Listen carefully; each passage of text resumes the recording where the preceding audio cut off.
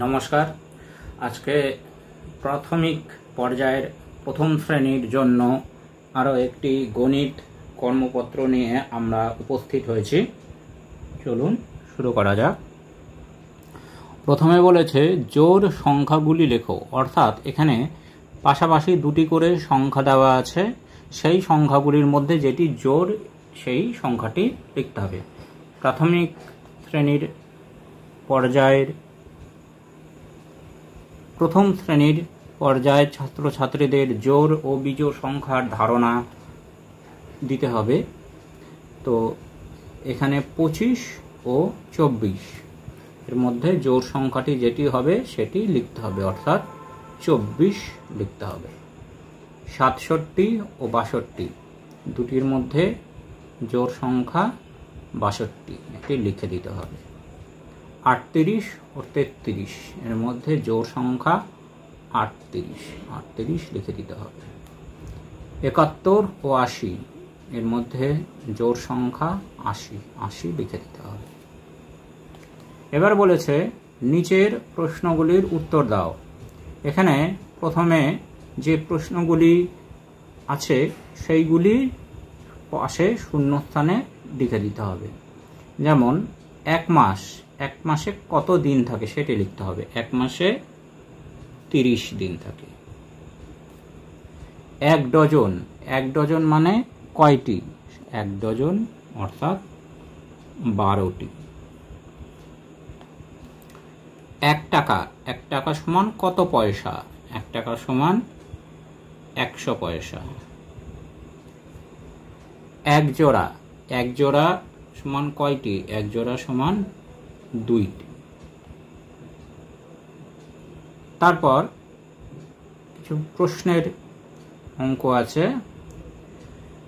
একটি গাছে 9টি পাখি ছিল, 0টি পাখি উড়ে গেল।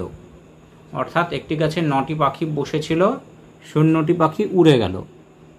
এখন গাছে পাখি আছে, তাহলে প্রথমে 9টি পাখি ছিল এবং 0টি পাখি উড়ে গেল অর্থাৎ বাদ গেল, মানে বিয়োগ। বাদ গেল অর্থে বিয়োগ। কটি পাখি উড়ে গেল? 0। তাহলে এখন থাকলো 9 থেকে 0 বাদ দিলে 9টি পাখি আছে। একটি ঝুড়িতে আছে 8টি মাছ আছে। চিলে নিয়ে গেল 3টি মাছ। এখন ঝুড়িতে মাছ থাকলো। প্রথমে ঝুড়িতে মাছ ছিল 8টি, চিলে নিয়ে গেল, চিল নিয়ে চলে গেল অর্থাৎ বিয়োগ, বাদ গেল অর্থে বিয়োগ। কটি নিয়ে গেল, কটি বাদ গেল? 3টি। তাহলে 8 থেকে 3 বিয়োগ, 8 থেকে 3 বিয়োগ করলে পাবো 5, অর্থাৎ এখন ঝুড়িতে থাকলো 5টি মাছ। এরপরে বলেছে কথায় লেখো। এখানে সংখ্যা দেওয়া আছে, সংখ্যাগুলি কথায় লিখতে হবে। প্রথমে 15, তাহলে প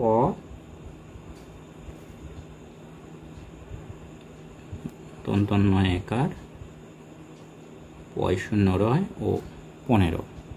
তারপরে সে 18, তাহলে প্রথমে আ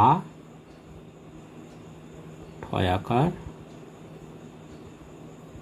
বয় শূন্য রয় 18। 14 ছয় ঔকার দয় 14। এবার বলেছে সঠিক চিহ্ন বসাও। বৃহত্তর চিহ্ন বা গ্রেটার দেন, ক্ষুদ্রতর চিহ্ন বা লেস দেন, আর সমান সমান বা ইকুয়াল টু। এখানে 8 ও 8 মানে 8 আর 8 দুটোই সমান সংখ্যা, তাহলে এখানে বসবে সমান সমান চিহ্ন। 18 ও 22 অর্থাৎ 18 22-এর থেকে ছোট, এখানে বসবে ক্ষুদ্রতর চিহ্ন।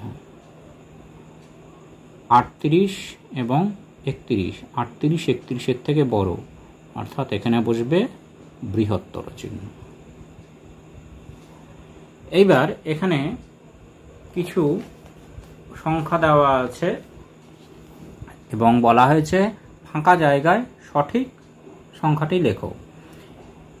যে সংখ্যাগুলি দেওয়া আছে সেই সংখ্যাগুলির একক স্থানে যে সংখ্যাগুলি আছে সেইগুলি একক শতকের জায়গায়, এবং দশক স্থানে যে সংখ্যাগুলি আছে সেগুলি দশকের জায়গায় বসাতে হবে।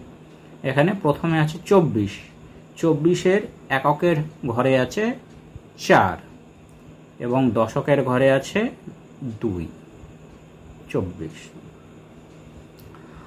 38, 38-এর এককের ঘরে আছে 8 আর দশকের ঘরে আছে 3।